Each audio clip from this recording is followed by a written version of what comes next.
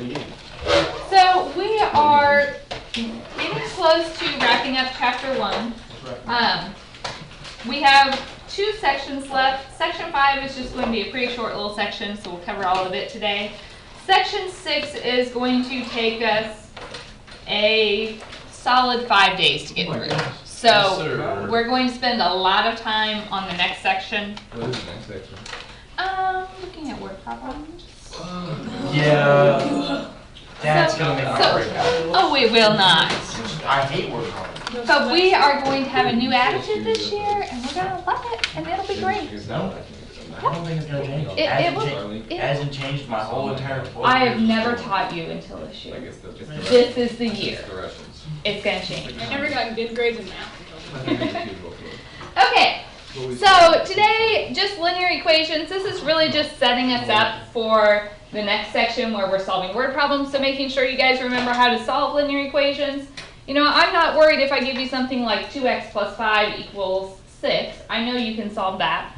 But if I start throwing, you know, fractions, decimals, lots of parentheses, those kinds of things, I want to make sure you don't get confused and you can still solve them.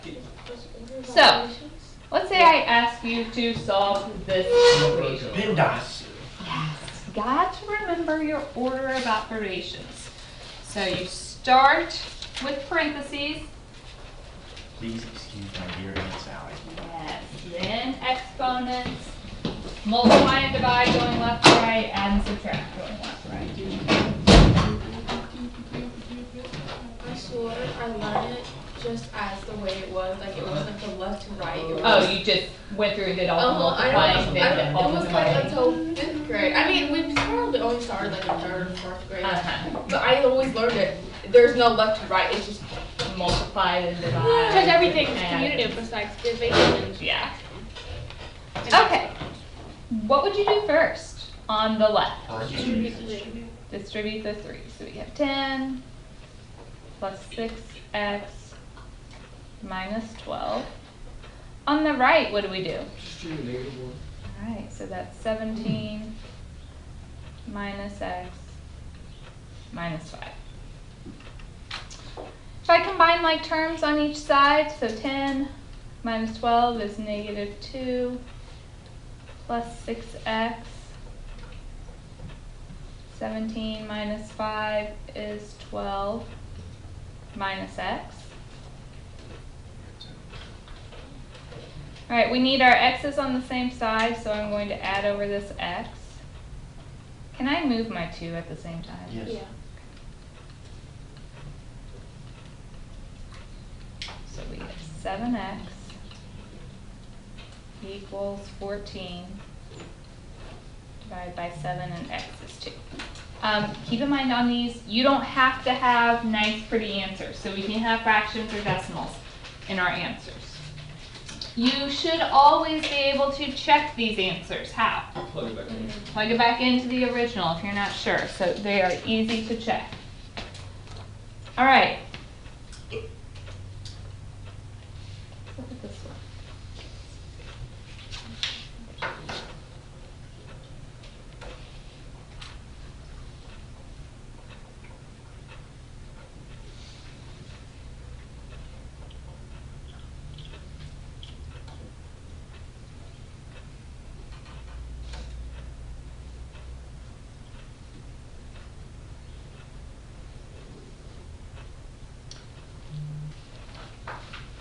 There's a couple different ways of solving this.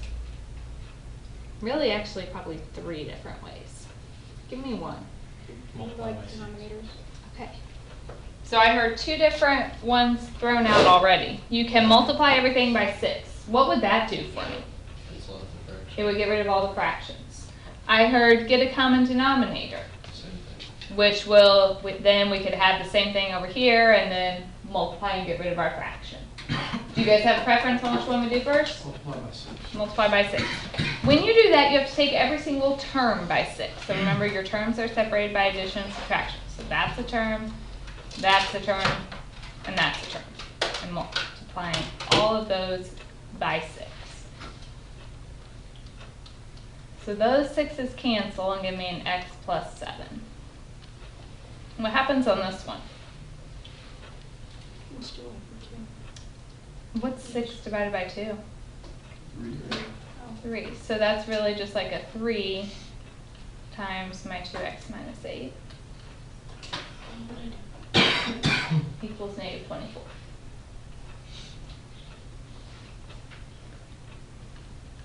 So then if we distribute the 3,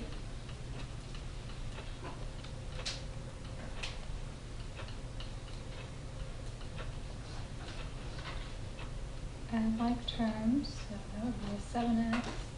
Positive 7 and negative 24 is negative 17.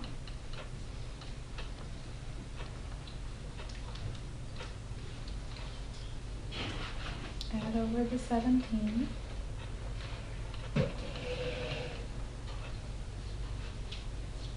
Divide and we get x to be negative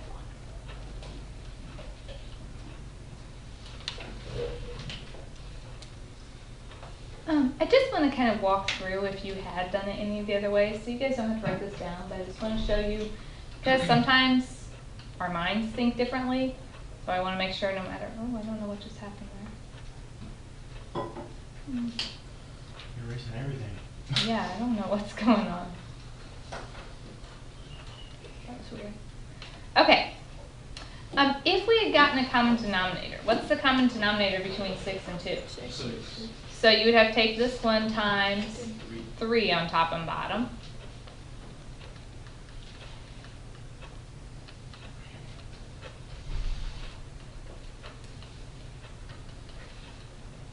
Since these denominators are the same, you can add the tops, so you get 7x minus 17 over 6 equals negative 4.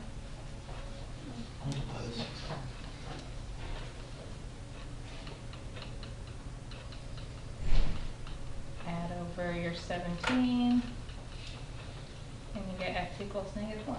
So same answer, different approach. There's one more way. Does anyone know another option? Multiply 6 by 1/3. You could multiply top and bottom by a third there. That works. Gives you, it's a little bit uglier. And the other thing you could do, if you're not scared of fractions, x plus 7 over 6, that's the same as 1/6x plus 7/6. This would be x minus 4 equals negative 4. So you could just split up those fractions. Now, you guys have a calculator, so you shouldn't get hung up on adding 1/6x plus 1x. You just do 1/6 plus 1, and you can work through and solve it like that. So lots of different options for working through those problems. All right, I want you guys to do a couple.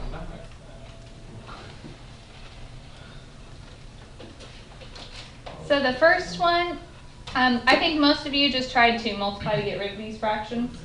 So if we have a 4 and a 3, what would you have to multiply everything by? 12. 12. Oh my gosh. So 12 divided by 4 is 3, so we're left with 3 times the x minus 2, plus 12 divided by 3 is 4, so 4 times the x plus 1 equals 24. So we get 3x minus 6 plus 4x plus 4 equals 24. So 3x plus 4x is 7x minus 2. So add the 2. Divide by 7, and you get 26 over 7. Bless you. In general, I don't care whether you give a fraction or a decimal, but I don't want your answer rounded. So if it turns out to be a nice decimal, that's fine. If it's a decimal that goes on forever, leave it in fraction form, because I want the exact answer. What if you just put R over it? It's like 0.66666 repeat. I would prefer you write 2/3. Yeah. All right, so on this one, if we start on the inside, we have to distribute this negative. So we have negative 5 plus 9 minus 2x. Over here, distribute the 2. And if you wanted, you could go ahead and combine like terms, so 4 minus 2x. So we have negative 12 plus 6x equals 6x minus 2. When you subtract the 6x, what happens? They cancel. They cancel. You might have left your answer in different ways here. You could say, right here I recognized as negative 12 equal negative 2. No. You might have brought it all to one side, added your 12 over, and so you get 0 equals 10. Again, it doesn't necessarily matter how you left it, but once those x's cancel and I see I'm left with a false statement, I know it's no solution. What do we call it when something has no solution? Do you remember? Prime. You're thinking about when you can't factor. Remember talking about, Constant. Contradicting. have you talked about contradictions before? No. Okay. So that's the next thing we need to write down. When we're solving these linear equations, there are 3 different possibilities. We might get something that has just one solution. In other words, if you graph those 2 lines, they are going to meet once. We call that a conditional statement. It's true under the condition that x equals 3 or whatever. If you graph them and you get no solution, that means you have parallel lines. Those things never meet. We call that a contradiction. And the third option is you go to solve this linear equation and you get infinite solutions. In other words, they're both the same line. That's an identity. You might need to write these terms down because I will probably give you some equations and say identify if it's an identity, a contradiction, or a conditional. So one solution is conditional, no solution, contradiction. If you have infinite solutions, that's identity. So I might give you something like this. It says find the 0 of f of x equals this expression. Okay, f of x is the same as what? Y. So I'm saying like y equals this. What does it mean when I say to find the 0? When it crosses the x-axis. Mm-hmm. Can we just put this in decimals? Yes. So a 0 is another word for an x-intercept.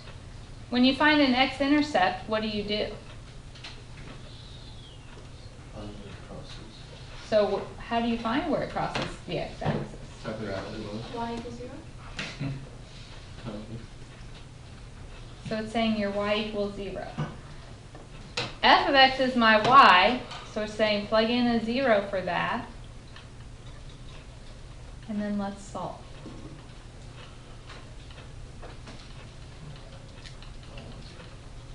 You get 2. So finding the 0, we just set it equal to 0.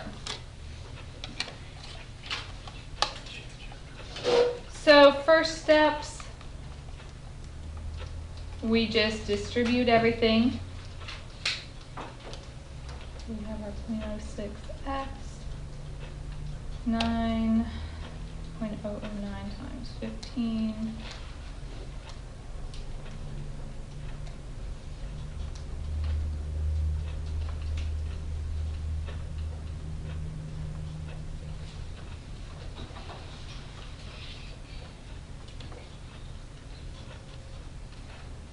Combine like terms.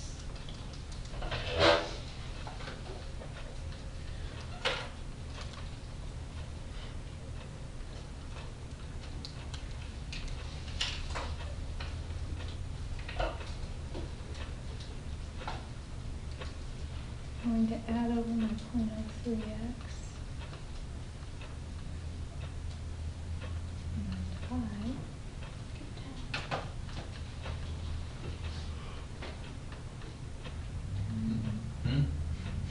We get 10, please.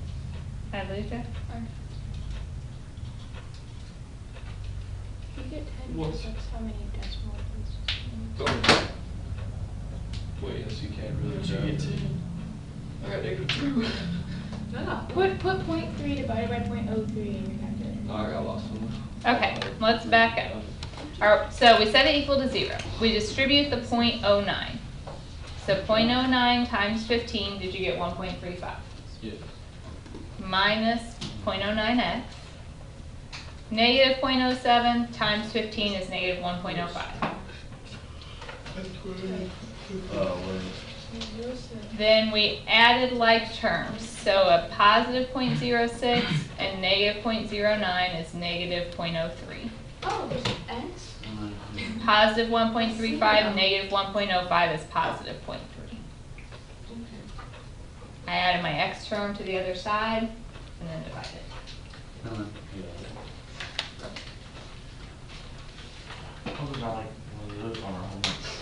That was fun, wasn't it? I enjoyed it. All right. One more slide. Maybe 2 more slides. There's 4 questions I don't know. Okay, I want to identify each of these as an identity, conditional, or contradiction. So we know how to do that. What it means is we have to solve it first and look at how many solutions we get.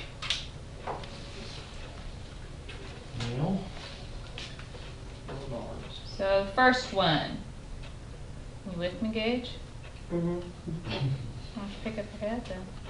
The first one's contradiction. All right. So distribute the -2.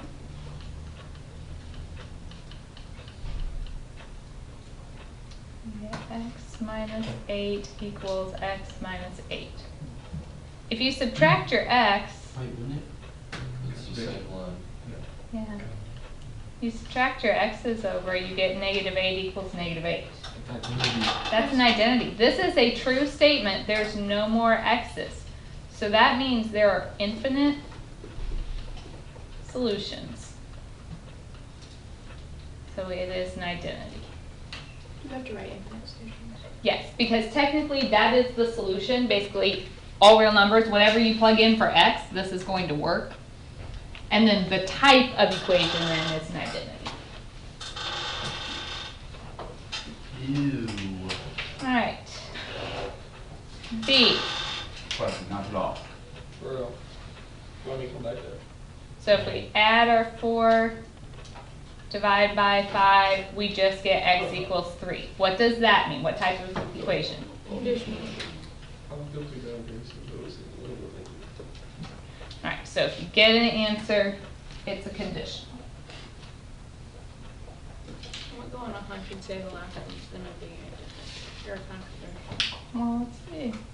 Isn't there 2 more? Yeah, but No.